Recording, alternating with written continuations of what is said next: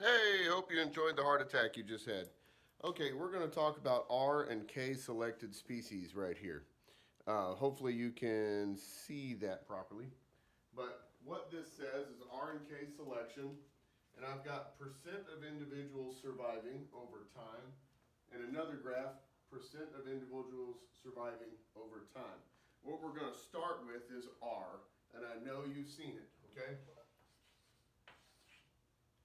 This is R selection. And I always remember it by like cockroaches, right? Like R for roaches.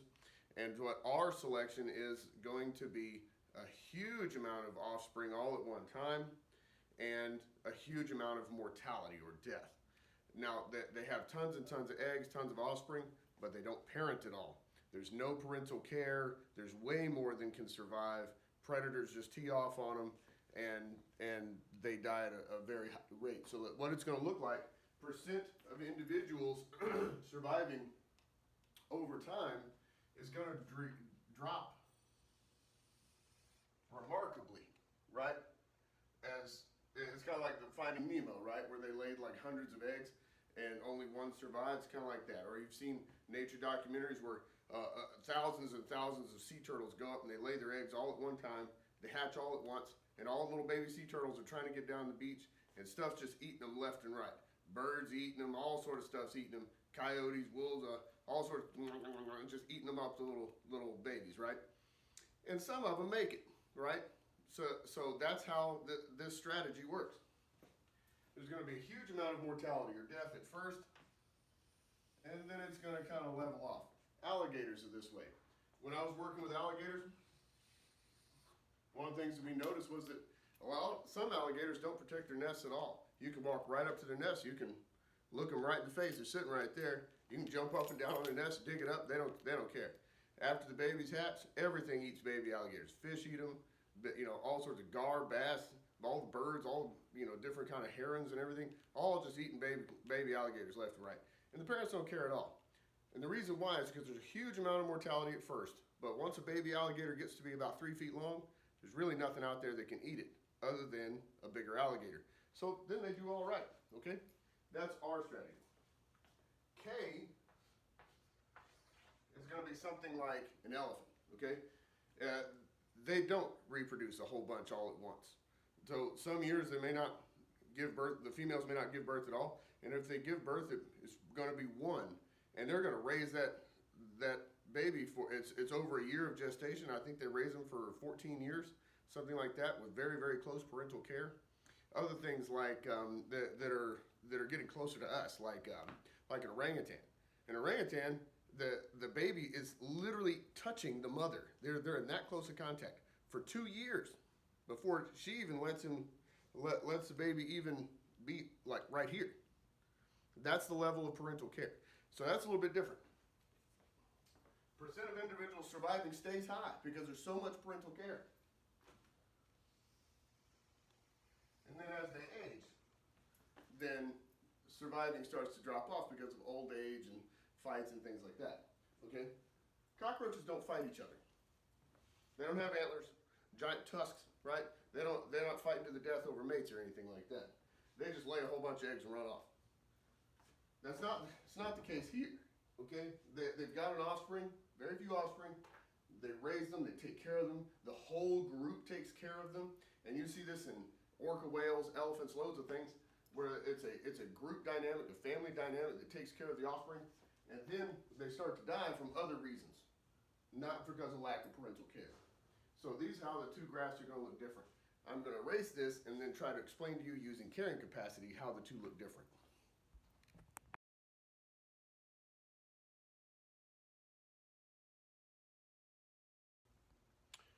Okay, what I have here is R and K strategy over carrying capacity.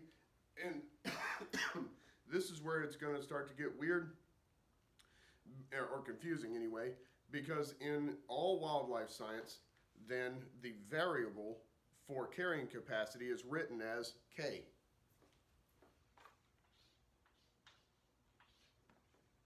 Now I'm going to try to differentiate that by underlining the K strategist, and we'll just talk about the variable K. as carrying capacity. So pay attention here. I'm going to try to be very, very clear and specific about it, but it may be confusing past this point. Now, what is carrying capacity? We've already talked about the zone of tolerance and resource availability, resource allocation. And what that all comes down to is there is only a certain number of organisms. Sorry, my hands are black. I was cleaning the whiteboard. That's ink. Anyway, weird dark hands. Anyway, so there's only so many organisms that there can be. There's a cap to the population, right? There's only so much food, only so much water, only so much shelter, only so much you can compete with the other organisms that are in the ecosystem. There's sort of a cap to that population. That sort of theoretical cap is called carrying capacity. That's it. That's all that the ecosystem can carry. Now, that number can move up and down.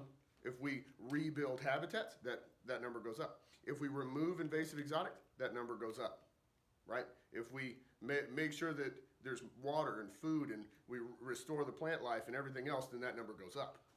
And likewise, if you destroy the habitat, if you introduce invasive exotics, or if you disrupt the hydrology or the plant ecosystem where there's not enough food, that number goes down, okay? So let's put it here pretty low.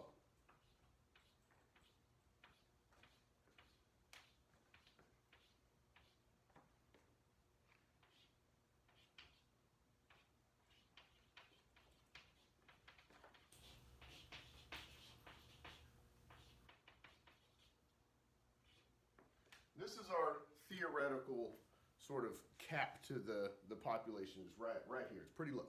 Well, let's talk about cockroaches first, or most fish species, or a lot of reptile species even. Fish, reptiles.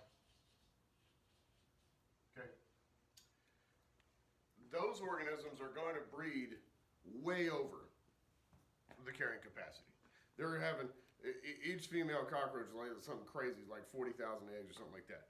And most fish are that way. They'll lay 25,000 eggs. Well, that doesn't mean that they're all going to survive. Not even close, right? There's a huge mortality at first.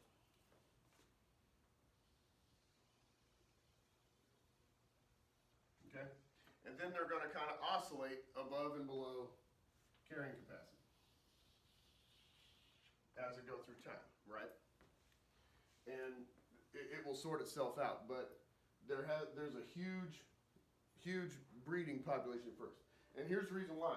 If for whatever reason this number has gone up, let's say there's more food, or there's less predators, or whatever, then they're going to go right here. And then they're going to oscillate. So it allows their population to adjust like almost immediately to changes in that carrying capacity because they've bred so high. Then it's like pouring a gallon of water into a cup, right? You want to make sure that cup's full? Doesn't matter how big the cup is, pour 10 gallons of water in it. And it's going to run off until it reaches the top of the cup. And that's why like insect populations are able to just explode when there's a change in carrying capacity because they fill the cup every single season.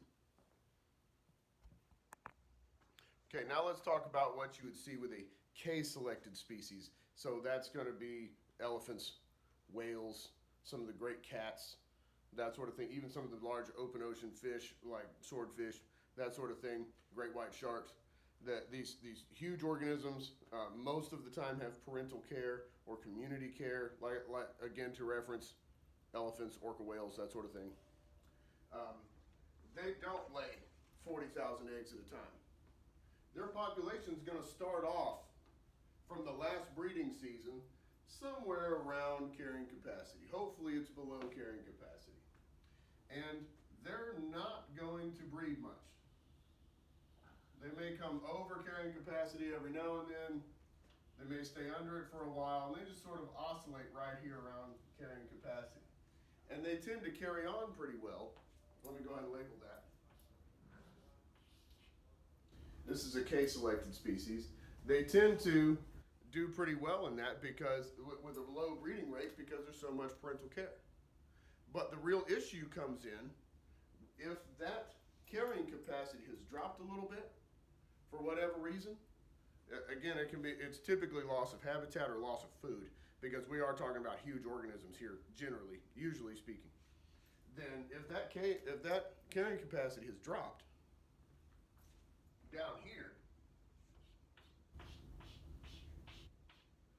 they'll experience a population crash like that, okay? And no babies will survive that year, okay? None of them will survive that year. And the adults are not going to survive if there's been a little bit of decrease, and so the population just tanks. And a lot of times, for whatever reason, they don't recover, okay? And it could be being caught in nets, could be poaching or whatever. When they're struggling, they struggle hard.